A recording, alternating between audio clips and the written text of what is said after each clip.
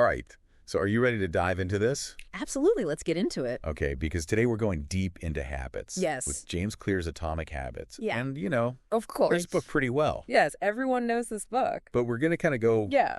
beyond the surface level here. We're going to unlock the bonus level. Exactly. Unlock those secrets like we all know, Yeah. the 1% better each day idea. Yeah.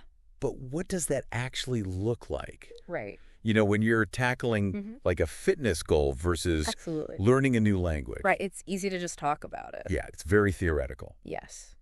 But we want to get We want to apply it. practical. Yes. So Certainly. taking that fitness example, Okay. a 1% improvement might be Okay. like adding 5 minutes to your workout Uh-huh. or swapping a sugary drink for water. Ah, I see. Just those small adjustments, Okay. over time, they create a ripple effect. I love that the ripple effect. It makes me think about how those tiny gains Yes, could impact like your finances. absolutely. So what would a 1% improvement in your right. spending habits do for you a year from now? It could be huge. Yeah. Imagine cutting back on one unnecessary expense Okay. per week or setting aside just a few extra dollars. Yeah. The impact might seem small at first, Oh. but over time, Yeah. those small changes compound just like interest. That's so interesting, dude. The whole compounding Yes. aspect, like, clear, really hammers home this idea Yeah. that success is not this Right. overnight It's transformation, just kind of magic bullet. but it's these tiny advantages. Yes, it's small things. It's like building a wall brick by brick. Exactly. And what's even more interesting Okay. is the connection between habits and identity. Okay. He argues that real lasting change Yeah. starts with shifting your self-perception. Okay. So walk me through that. How do you go Hmm. about changing your identity to support new habits? It sounds kind of esoteric. It does a little bit. Yeah. It's about aligning your actions Okay. with the person you want to become. Okay. For example, if you want to be a writer, Okay. you start by acting like one. Okay. So you write every day, Got it. even if it's just for a few minutes. Okay. You seek out feedback and you immerse Yeah. yourself in the world of writing. So it's like you're casting votes for Exactly. your future self. Yes. With every action that you take. And those votes add up. Yeah, I like that. They shape your self-perception. It puts the power back in our hands. Oh, yes, it does. It's not just something that happens to us. It's a choice. Okay. Each time you choose the salad over the burger, Okay. you're reinforcing your identity Okay. as someone who prioritizes healthy eating. I like that. And each time you resist the urge to hit snooze, Okay. you're solidifying your identity as someone Yeah. who's disciplined and Yeah. committed. But what about those times? Yeah. When those votes get a little off track, Of course, we're all human. like we all have those moments. Yeah. We give in to temptation. Absolutely. Or just plain forget about our good Yeah. intentions. How do we deal Right. with those inevitable slip-ups? Clear's advice is simple. Okay. Never miss twice. Okay. It's not about perfection. Yep. It's about getting back on track as quickly as possible I see. after a stumble. That takes the pressure off. It does. It's a more forgiving approach It is. to habit change. Yeah. Acknowledging that we're Overall. all human. We're going to mess up Of course. from time to time. It's about progress, not perfection. I like that. And, Clear provides a framework Okay. for understanding how habits actually work. Okay. It's called the habit loop. Okay. The habit loop. Yes, a 4-stage process that drives Okay. virtually every automatic behavior. Okay. So let's unpack this habit loop. Okay. And I know we're going beyond the basics here. Yes, we are. So give me the advanced version. Right. What's going on beneath the surface? The first stage is a cue, Okay. the trigger that sets the habit in motion. Okay. This could be anything Yeah. from a specific time of day to an emotional state. Got it. The key is that our brains are constantly scanning for these cues, Okay. looking for patterns and associations. So let's say I always crave a sugary snack at 3 p.m. Oh, okay. Is that my cue? Well, And is it just a matter of willpower to overcome that? the craving is the second stage. Okay. It's the motivational force behind the habit, Okay. and it's often fueled by a deeper need. Okay. So in your case, maybe that afternoon sugar craving Okay. isn't really about the sugar. Okay. It's about seeking a quick energy boost Interesting. or a moment of pleasure. Instead of white knuckling my way through it, I Exactly. should try to understand what need it's trying to Yes. fulfill. Exactly. Once you understand the craving, Okay. you can start to find alternative, healthier Hmm. ways to satisfy that need. I- So maybe a quick walk outside or a piece of fruit Okay. would provide a similar energy boost Got it. without the sugar crash. Okay. So we've got The cue, the craving. Yes. What happens next? The response is the actual habit itself. Okay. The action you take Okay. in response to the cue and the craving. So that could be anything. Anything. From biting your nails to going for a run. Absolutely. Okay. And then finally, we have the reward. Yes, the reward. This is the positive reinforcement Exactly. that strengthens the habit, Yes. making it more likely that you'll repeat it That's the whole point. in the future. Yes. So the reward could be anything from the feeling of accomplishment after workout to the temporary relief from stress Yes. after indulging in a comfort food. Absolutely. Okay, so we've got these 4 stages. We do. Cue, craving, response, Yeah. and reward. That's it. How do we actually use this knowledge to build better habits? Clear argues that we can manipulate each stage of the loop. Okay. To make desired behaviors more automatic Okay, and unwanted behaviors less appealing. that's where it gets tactical. Yes. We're not just understanding right. how habits work, but we're learning how to hack the system Yes. to take control Take control. of our behavior and shape our destinies. That's the goal. Okay, I like it. And one of the most powerful ways to do this Okay. is by making good habits easy Okay. and bad habits difficult. All right, we'll dive into that more in detail next. Yes, we will. But it's about reducing the friction Exactly. associated with the desired behavior And increasing the friction and increasing it. for undesired ones. Okay, so stay tuned. We'll be right back. We'll be right back. You're setting up your environment to support your goals, almost like a personal trainer for your habits. So let's say you want to drink more water. Okay, water's my Achilles heel. So instead of relying on willpower, what if you made it super easy? Keep a filled water bottle on your desk in your car, basically everywhere you go. I see. So the cue is constant, and the effort required to actually drink it is minimal. Precisely. I'm less likely to reach for a soda if the water is right there, Exactly. literally in my face. Yes. On the flip side, to break a bad habit, Okay. increase the friction. Okay, how would I do that? Hide the junk food. Okay, get it out of sight. Unsubscribe from those tempting email lists. Oh yeah, the marketing emails are killer. You've got to make those bad choices harder to make. So you're playing mind games with yourself, In a good way. but in a good way, right? This reminds me Yes. of Clear's temptation bundling concept. It sounds almost too good to be true. It's a clever strategy. Okay, It really taps into our love for instant gratification. okay, I like it. You link something you need to do Okay. with something that you want to do. So if I want to watch the latest episode of my favorite show, but I also need to hit my daily step goal, I tell myself I can only watch while walking on the treadmill. You go, ooh. Suddenly that need becomes much more appealing Okay. because it's tied to something you enjoy. It's like turning those chores into rewards. Exactly. Clear is full of these little hacks. Another one Yes. I really like is habit stacking. Oh, yes. Can you break that down for our listener? Of course, habit stacking leverages existing routines. Yeah. Instead of creating a whole new habit from scratch, Yeah. you piggyback on an established one. Okay. I like it. So let's say you already make coffee every morning, Who doesn't? right? It's the fuel that keeps this show running. There you go. So let's say you want to start a daily meditation practice. Okay. You could stack it onto your coffee routine. Okay. So after you pour your cup, you meditate for 5 minutes. So the coffee becomes the cue for meditation. Exactly. And over time, those two actions become linked in your mind, They do. making it easier to stick with the new habit. And to solidify that link, Yeah. use an implementation intention, Okay. a clear plan. Specifying when and where you'll do it. Got it. So after my first sip of coffee, I will meditate for 5 minutes in my living room. It takes the guesswork out of it. No more debating if or when. Exactly. It's pre-decided. This is making me think about something we talked about earlier, this whole idea of habits and identity. Right. It's not just about the individual actions, Right. but about who we become as a result of those repeated actions. Yes. Cleary argues that our habits are essentially votes for the type of person we want to be. Okay. Every time we choose the healthy meal, Okay. the productive work session, the mindful moment, we're casting a vote for that future self. It's almost like we're building our own personal constitution, I like that. one habit at a time. One habit at a time. But what happens when we find ourselves straying from those principles? We've all experienced that, right? Of course. The good intentions get derailed Yes. and we fall back into old patterns. It happens. Yeah, how do we get back on track? This is where Clear's emphasis on systems over goals Okay. becomes really helpful. If we fall to the level of our systems, then the key is to design systems that support our desired habits. Got it. Even when willpower falters. So it's not about beating ourselves up for those slip-ups. No.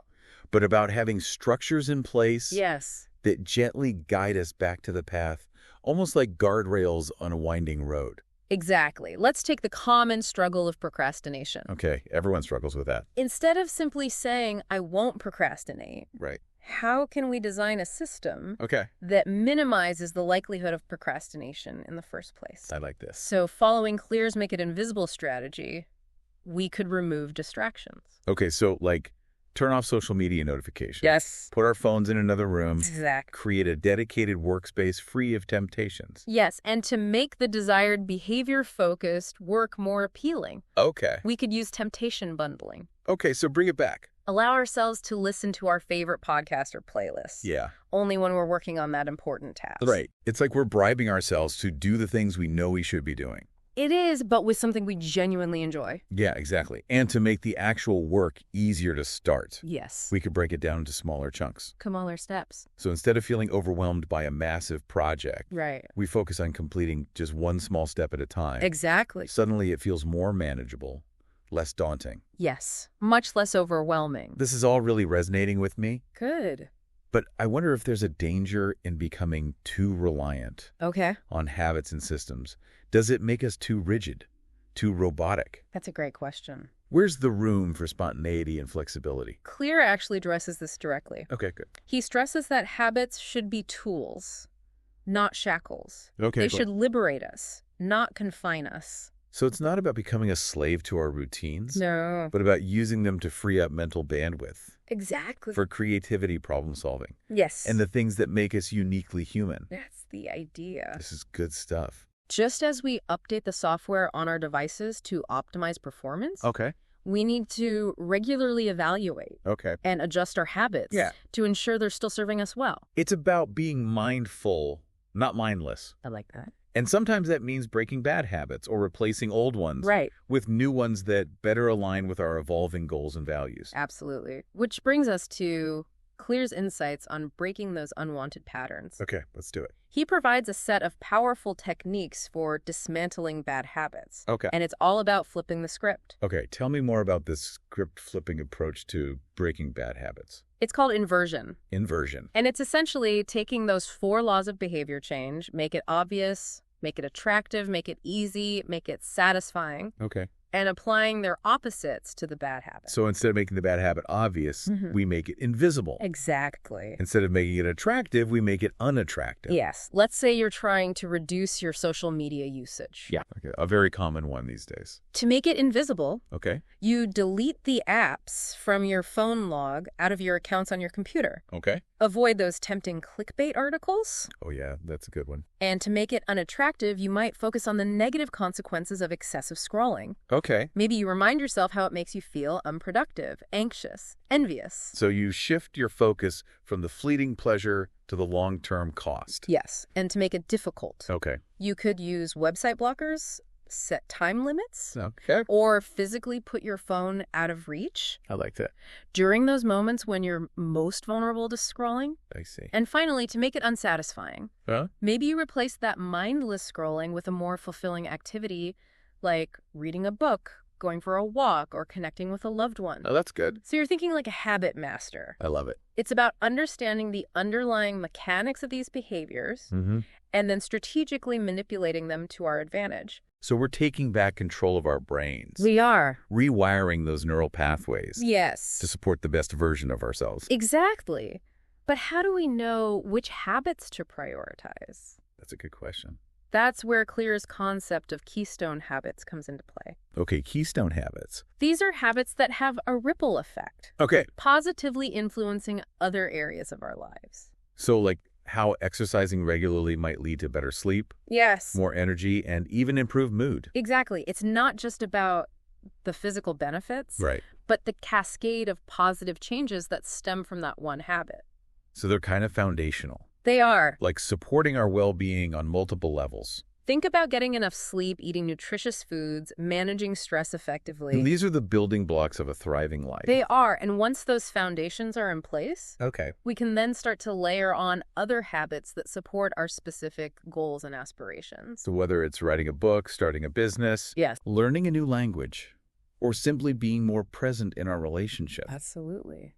the power of atomic habits can propel us toward those aspirations, one small step at a time. One small step at a time. This is all so insightful. Good. And I feel equipped with a new set of tools Great. to tackle my own habits. But before we wrap up, Yes. I'd love to hear your take on something Okay. that's been on my mind. Right. We've talked a lot about personal habits, We have. but how do these principles apply to teams, organizations, Okay. even societies as a whole? That's a great question, and it speaks to the universality of these principles. Okay. Clear himself touches on this in the book, Okay. suggesting that the same mechanisms Okay. that drive individual behavior change can be applied to groups as well. So if we think about a company trying to foster a culture of innovation, for example, Okay. they could use these habit-building strategies to nudge their employees in that direction. Absolutely. Instead of just relying on inspirational speeches or lofty mission statements, Right. It's got to be more than that. they could create systems that make it easy for employees to experiment, Okay. share ideas, and take calculated risks. So maybe they set aside dedicated time for brainstorming sessions or implement a reward system for innovative solutions? Yes, it's about creating an environment where those desired behaviors are not only encouraged, but actually woven into the fabric of the organization. I like that. And on a societal level, Yes. think about the power of small changes in behavior to address challenges like climate change or public health. Big issues. It can feel overwhelming to think about tackling these massive issues. It can. But if we break them down into smaller, more manageable actions, maybe it feels less daunting instead of trying to completely overhaul our lifestyles overnight. Right. What if we focus on making one small change at a time? I like that approach. Yeah. Perhaps we start by reducing our meat consumption using public transportation more often. Okay. Or simply being more mindful of our energy usage. These individual actions might seem insignificant on their own, They might. but when multiplied across millions of people, they can create a ripple effect of positive change. The ripple effect, exactly. It's a reminder that we all have a role to play in shaping the world around us. We do. And it starts with those small, consistent choices we make each day. It's about shifting from a mindset of, I can't make a difference, to what's one small thing I can do today to move the needle in a positive direction. Such a powerful question. And that's the beauty of this approach. It Mhm. empowers us to take ownership of our lives, our communities, and our planet. It's a reminder that change is not only possible, but within our grasp. Yes. One atomic habit at a time. One atomic habit at a time. Yeah, it's like we're planting seeds with each one. Exactly. And what's so fascinating is that Mhm. these small changes, often they fly under the radar. Yeah. They're not They're not flashy, Instagram worthy. but they're the drivers of Yeah. real sustainable Real change. growth. Yeah. It's a bit like compound interest, right? It is exact. Small contributions accumulating over time eventually lead to significant gains. And the beauty of it Yeah, is that it's accessible to anyone, that's a good point. regardless of where they're starting. Yeah, you don't have to be. You don't need superhuman willpower. Yeah, you don't have to be. You don't have to overhaul your life. Perfect. It's just those small adjustments day after day that Yeah. make all the difference. This whole conversation has been really insightful. I'm glad to hear that. And I feel like I'm leaving with a new set of tools to tackle my own habits. Right. But before we wrap up, Sure. I want to get your take on something that's been on my mind. Okay. We've talked a lot about personal habits, We have. but how do these principles apply to teams, organizations, Okay. even society as a whole? That's a great question. It speaks to the universality of these principles. Clear himself touches on this in the book, suggesting that these mechanisms that drive individual behavior change can be applied to groups as well. So we think about a company trying to foster a culture of innovation, for example. Right. Could they use these habit-building strategies They absolutely could. to nudge their employees in that direction? Instead of relying on those inspirational speeches You got to do more than that. or lofty mission statements, It's got to be baked in. they could create systems that make it easy Yeah, for employees to experiment, share ideas, and take calculated risks. I see. So maybe they set aside dedicated time for brainstorming sessions or implement a reward system for innovative solutions? Exactly. It's about creating an environment where Those desired behaviors are not just encouraged, but they're woven into the fabric of the organization. And on a societal level, think about those small changes in behavior to address challenges like climate change or public health. Those huge, overwhelming problems. It feels so big Yeah. that it's hard to imagine tackling them. But what if we Right. break them down into smaller, more manageable actions? Yeah, what if instead of trying to do everything at once, Yeah, we just focused on one small change one small thing. at a time, like maybe reducing our meat consumption? Yeah, maybe we start using public transportation more often Yeah. or being more mindful of our energy usage. I can do that. These individual actions might seem small, Yeah. but when we multiply them Right. across millions of people, It starts to add up. it creates that ripple effect, A ripple effect. that positive change. This has been an inspiring and thought-provoking deep dive into habits. I'm glad you enjoyed it.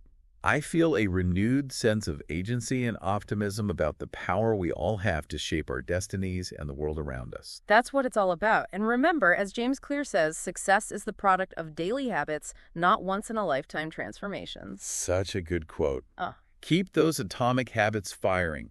And until next time, may your journey be filled with small, consistent steps toward the life you envision.